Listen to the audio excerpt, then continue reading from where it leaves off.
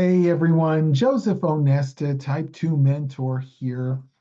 Not a physician, not a research scientist, clinical hypnotist from Pittsburgh, Pennsylvania, who reversed his own type 2 diabetes, has been medication free with normal blood sugars for 5 years. Oh my gosh. And consequently, I lost 100 pounds. And I am on a mission to help people understand, first of all, that they can do this and to give them as much information as I can to help them to do it on their own. Now, I do work with clients individually, but it's very limited to what I can do to the number of people. So I want to help a lot of people, and that's why I'm here. I want to talk to you for a brief moment about eating intentionally. And the reason we need to learn to eat intentionally, first of all, we are very disconnected from our food. We eat almost unconsciously every time. Even, it doesn't matter even how hungry we are. And let's say we go to, God forbid, a fast food restaurant and get the burger and fries. Our mind isn't on the burger and fries. That's just putting something in our stomach. Our mind is somewhere else. If our We are mind and body mechanisms. We are creatures that have a mind and a body. There is no way of separating it. So when we choose to eat intentionally, we are restoring the right relationship between our food and ourselves. We're creating a new relationship with food, and we're doing what our body really needs us to do. Okay, so I'm going to give you some tips. I'll explain them. I have no idea how long this video is going to be, but I'm going to try and keep it short. Okay, so here are the tips. Whenever possible, number one, prepare your own food, because then you're aware of what's in it, you're aware of what you're eating. That's it. You know what it is. You think you know when you sit down at a fast food restaurant, you think, oh, this is a burger and fries. But if you looked at the list of chemicals in those foods, you might be surprised. And you think, for example, you're eating a chicken nugget, you think it's chicken? I mean, there's probably some chicken in there. So prepare your own food.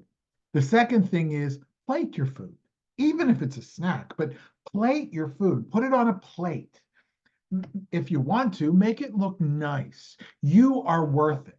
But putting it on a plate creates a kind of frame around that food that makes you see, okay, this is what I'm eating, and I'm going to eat this. Don't pick at it while you're plating, but put it on a plate and then sit down to eat. And when you're sitting down to eat, that's a subtle message to your body, I'm going to eat now.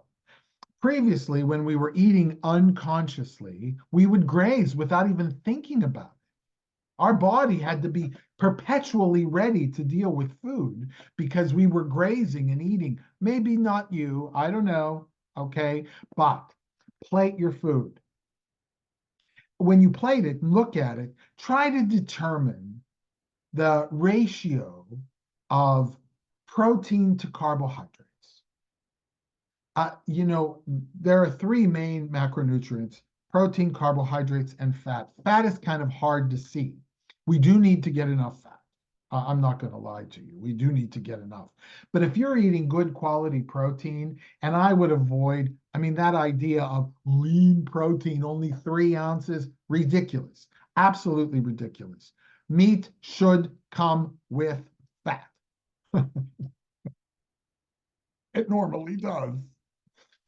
Anyway, so try to figure out those macronutrients between protein and carbohydrates. And a lot of times our proteins, like fried chicken, is wrapped in a carbohydrate, right? So here we go. We're going to try to figure it out. That's all. Try to figure it out. Be aware of it. Eventually, you may decide based on your blood sugar levels that you might want to cut those carbs, but that's another video. Sit down to eat. Don't eat standing up. Don't eat walking. The only thing you should consume standing up is water. Like you could, okay, you could be drinking water. You could have a cup of black unsweetened coffee or a cup of black unsweetened tea. It doesn't have to be black tea, it could be green tea or herbal tea, but it should not be cloudy and it should not be sweetened. Okay? So sit down to eat. Now here's the big one. Avoid distractions. I remember as a kid having cereal for breakfast, and I'd be reading the back of the cereal box, usually because they put some cartoon on there or something that I found interesting. But later, as an adult, I'd still be reading the back of the cereal box. And it was like almost an advertisement for something else. I don't know. But we want to avoid, don't read. I want you to read outside. What I'm talking about is when you're eating, don't read. Reading is good, but don't read while you're eating.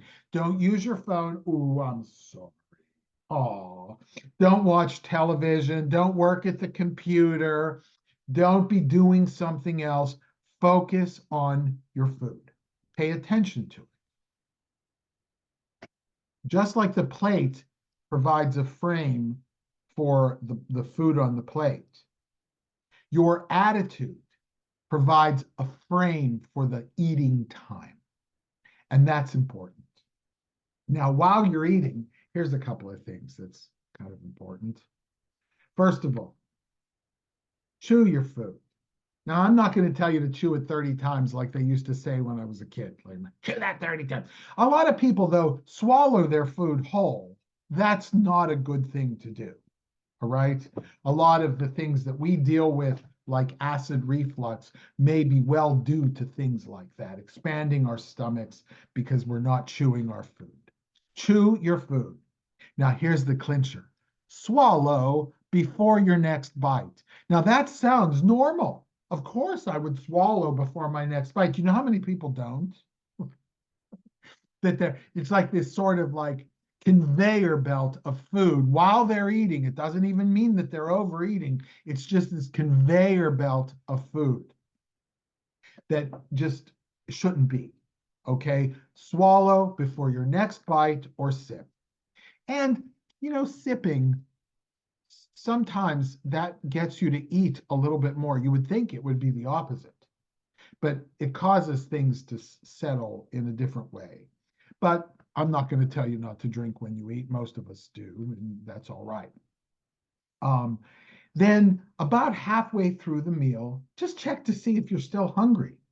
A lot of us, members of the Clean Plate Club, think that whatever's in front of us, we have to eat. We don't. And whatever you eat when you're not hungry is wasted food, first of all. But second of all, and it's really important to know this, maybe you are putting too much food on the plate. You can always have seconds.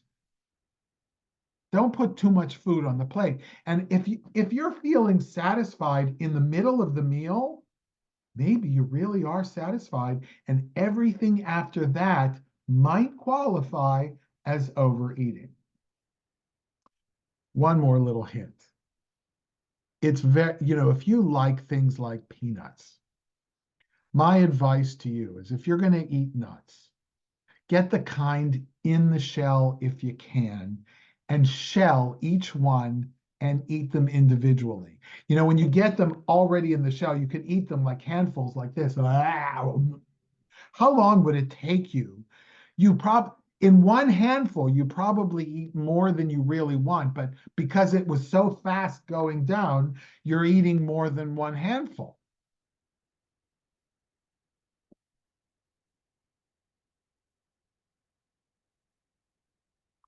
Take your time. This is your time.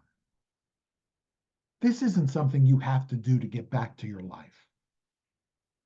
Eating is part of your life. Joseph Onesta, type 2 mentor. You can always contact me through the description and things like that if you'd like. Otherwise, happy eating, healthy life. I'll see you soon. I'll talk to you next time.